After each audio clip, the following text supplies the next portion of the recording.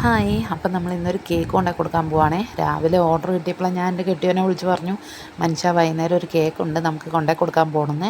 അപ്പോൾ സ്ഥലം എവിടെയാണെന്ന് ചോദിച്ചപ്പോൾ സ്ഥലം പറഞ്ഞപ്പോൾ അങ്ങേര് പറയുകയാണേ, വണ്ടി പണിയാൻ കയറ്റാൻ പറ്റില്ല, അതുകൊണ്ട് ഒരു കാര്യം ചെയ്യും, ഓട്ടോ വിളിച്ച് നോക്കുക, അല്ലെങ്കിൽ കേക്ക് ക്യാൻസൽ ചെയ്യാൻ. പിന്നെ എന്നോടാ കളി. ഞാനിതേ വൈകുന്നേരം ആയപ്പോഴത്തേക്ക് ഓട്ടോയൊക്കെ വിളിച്ച് അമ്മാനെയും കൊച്ചിനെയൊക്കെ വണ്ടിയെ കയറ്റി ദേ ഞങ്ങൾ പോയിക്കൊണ്ടിരിക്കുവാണ് കേട്ടോ. ദേ നോക്കും ദേ മലയിലൊരു വെള്ളച്ചാട്ടം കണ്ടോ?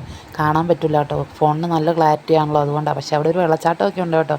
മഴയൊക്കെ പെയ്ത് ഞങ്ങളുടെ കാഞ്ഞാറ് കാണാൻ അടിപൊളിയാണ്. അങ്ങനെ ദേ ഈ ഭാഗത്തൊക്കെയാണ് നമ്മുടെ ദൃശ്യമൊക്കെ ഷൂട്ടിങ് നടന്നത്. ഇവിടെയായിരുന്നു ആ പോലീസ് സ്റ്റേഷനൊക്കെ സെറ്റ് ഇട്ടിരുന്നത്. അങ്ങനെ നമ്മൾ നമ്മുടെ മെയിൻ റോഡിലേക്ക് കയറി ഓഫ് റോഡ് സ്റ്റാർട്ട് ചെയ്തിട്ടുണ്ട് കേട്ടോ.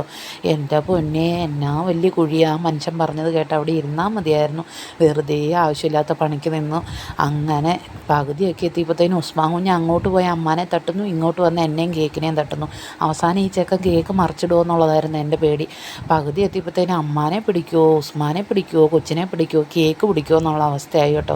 എന്നാന്ന് പറഞ്ഞാൽ നമ്മുടെ ആദ്യം ഉണ്ടല്ലോ, അവനാണെങ്കിൽ ഓരോ കുഴി ചാടുമ്പോഴത്തേക്കും കൈ കൊട്ടി ചിരിയായിരുന്നു.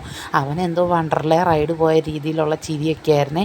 അവസാനത്തെ കുഴി ചാടിയപ്പോഴത്തേനും ആദ്യൻ്റെ കണ്ണൊക്കെ പുറത്ത് വന്നിട്ടുണ്ടായിരുന്നു. കൊച്ച് പേടിച്ചു പോയേ. അങ്ങനെ എങ്ങനെയൊക്കെയോ നമ്മൾ കേക്ക് കൊണ്ട് ആ വീട്ടിലെത്തിച്ചു കേട്ടോ.